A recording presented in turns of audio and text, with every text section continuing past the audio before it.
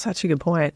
Yeah, and I think also women out there too, like what a dumb thing. The whole, I always sort of giggle about the 6'5" trust fund blue eyes song. Because I'm like, I can't think of anything that would make me more miserable. Like who cares? Height has no bearing on happiness. Neither does eye color. Sure, money actually decreases misery largely, but I don't think it increases happiness to a huge degree in a relationship. And so I hope at some point women also start pushing back against some of these ideas. And I also, I wouldn't hold your breath. I think, yeah, you're probably right. But I have a lot of friends who are my age. I'm a little older, and they make money. Yeah.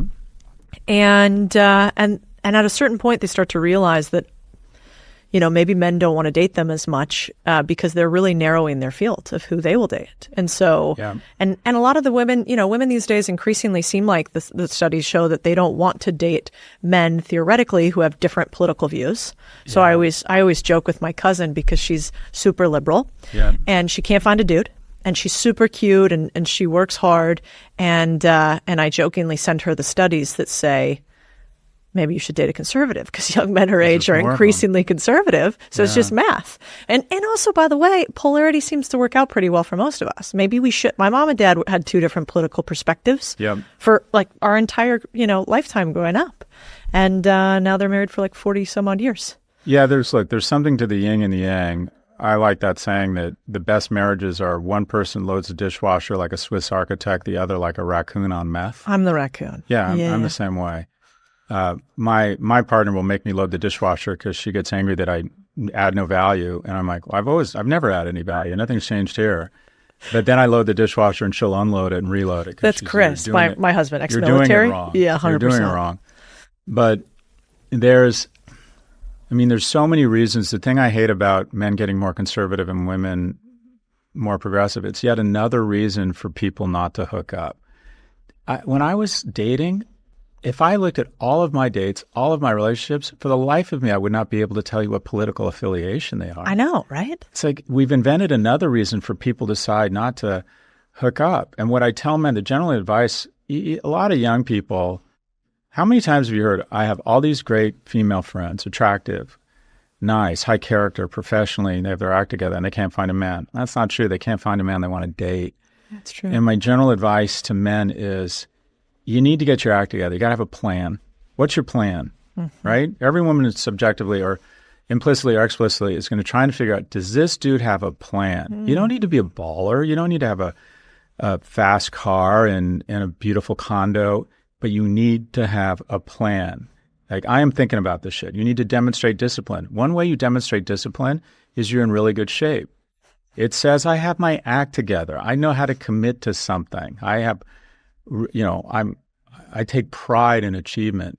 You got to have a plan, right? You got to be kind.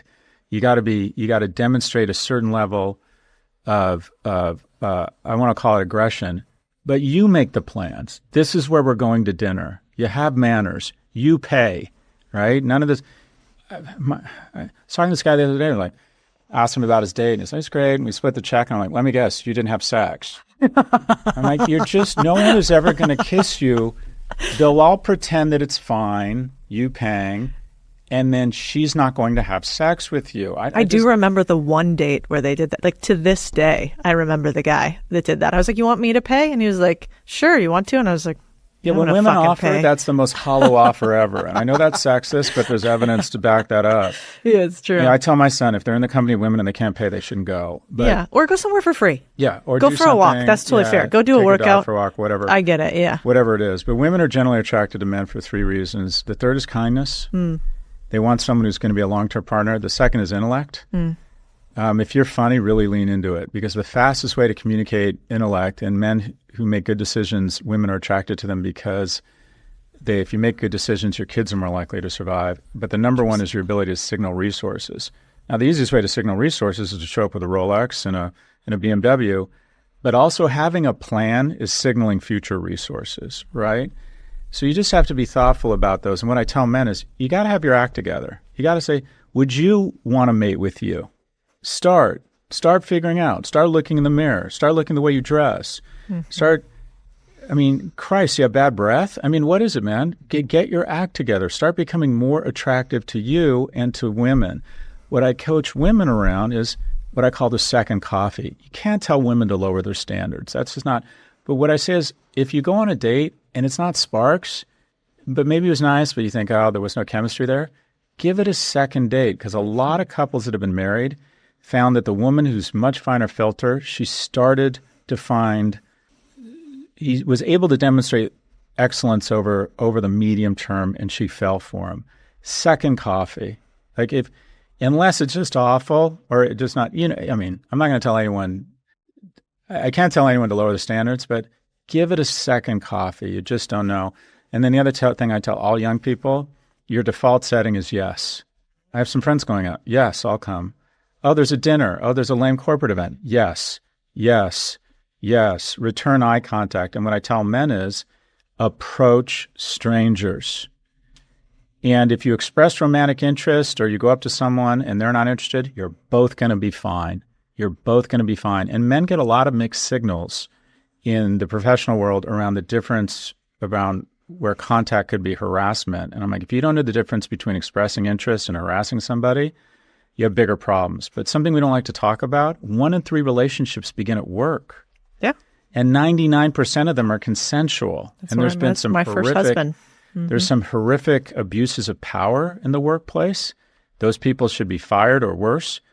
But it's okay to meet people at work. There's been 12 marriages at the companies I've started.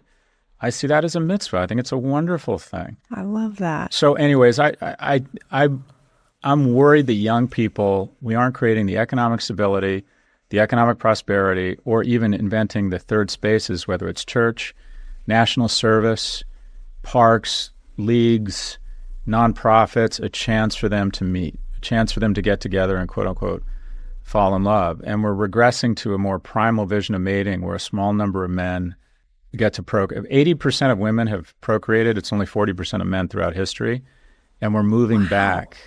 80% of, say that again? 80% of women have procreated, have had a child. And 40% of men, only 40% of men have. Because generally speaking, the middle class is an accident. Huh. A group of men in the middle who are attracted to women is an accident. It happened in World War II. 7 men came home from war. They demonstrated excellence. They were in uniform. They were in good shape. And the government flushed a bunch of money into their pockets with the GI Bill, the National Highway Act. So there were a lot of very attractive men coming home. And it started the baby boom. And these loving, supportive, confident households created this prosperity and this progressive outlook. We're like, let's give women a shot. Let's give non-whites a shot. Everybody, this prosperity and rights shoved into the middle class is such a wonderful thing. We should shove it into as many corners as possible. That's the greatest innovation in history. But it started with young people having more economic opportunity and, quite frankly, a group of men that were more attractive to potential mates. And what we have in our society right now, unfortunately, is too many men who are just not economically or emotionally viable. Yeah, it's beautiful. What a beautiful disaster. I think where I kind of want to end is maybe not the most of high notes, but I think important to note. I love some of your writing on this. A little wrap up here. Let's talk about another boom, not the baby boom, but the LBO boom and what happened with leveraged buyouts in this country and what happened with sort of the few owning much. Because I don't think the average person quite realizes what's happened right underneath our nose. Sure. I look at it mostly through the lens of, so I'm not one of these people that thinks all private equity and buyout firms has been bad, because I know a lot of dentists and people who own lawn care and people who own chiropractic clinics who have found liquidity by a private equity firm coming in and trying to consolidate the back end. So I think capital coming into the market is actually a good thing for people. Where I see a concentration of power is across industry. One firm controls 2/3 of all social media. One firm controls 93% of the $300 billion search market. There's 3 chicken companies that control like 80% of chicken. We have allowed so much concentration of power that the rents they can charge on consumers, on marketers go up every year. So Amazon 20 years ago, if you were a third-party marketer or third-party reseller selling your products on Amazon, they took about 20% of your gross dollar volume. Now they take 45 because they kind of own the market. If you don't sell on Amazon, you're kind of not selling online. So this concentration of power that has raised rents across corporate America and, quite frankly, raised rents across parents. I know TikTok's bad. I know Snap's bad. Like, how do I tell my kid to communicate with his friends back home if I get him off Snap? That's it. You know what? These companies have so much power. I'm going to tell my kid not to have an iPhone. So there's so much concentration of power that the rents have gotten greater and greater and greater. So I go more towards antitrust. I think there needs to be a lot of breakups. It's good for shareholders. When AT&T was broken up into the 7 baby bells, all 7 of those companies were worth more than the original AT&T within 10 years. Google hasn't really innovated. Search isn't much different than it was 10 years ago because they haven't needed to. They have 93% share. They buy any company that threatens them. Microsoft, too, with the suite of products. I mean, they just basically recreate any product that comes out there in the marketplace that they can put inside of a Microsoft suite. That's right. And they're a perfect example of the power of antitrust because in 1999, they were found guilty of monopoly abuse and they were ordered to break up. And even though they overturned the ruling, they stopped bundling and putting companies out of business. So if there hadn't been a DOJ ruling against Microsoft in 1999, we'd all be saying, I don't know, bang it. Google is a function of antitrust. So the ability, once companies get too big, breaking them up and auctioning the environment, there's more people, the rents for labor go up. Employees do better because there's more people bidding on their time. There's more tax revenue. Shareholders traditionally do well. PayPal used to be owned by eBay and they spun it. It's now worth, I think, 15 times what eBay is worth. So taxes, more entrepreneurship, higher salaries, more shareholder value. The only person that loses is the CEO, who generally wants to sit on the Iron Throne of all 7 realms, not just Westeros. So I would argue the way to oxygenate the market would be to go through industry by industry and break up. Launching a tech company is really difficult right now. There's a lot of bigger players, and there's just a concentration of power across industry that is very hard to break into. And they donate a lot of money to Washington. There's regulatory capture. Why do I have to buy insurance to get a mortgage?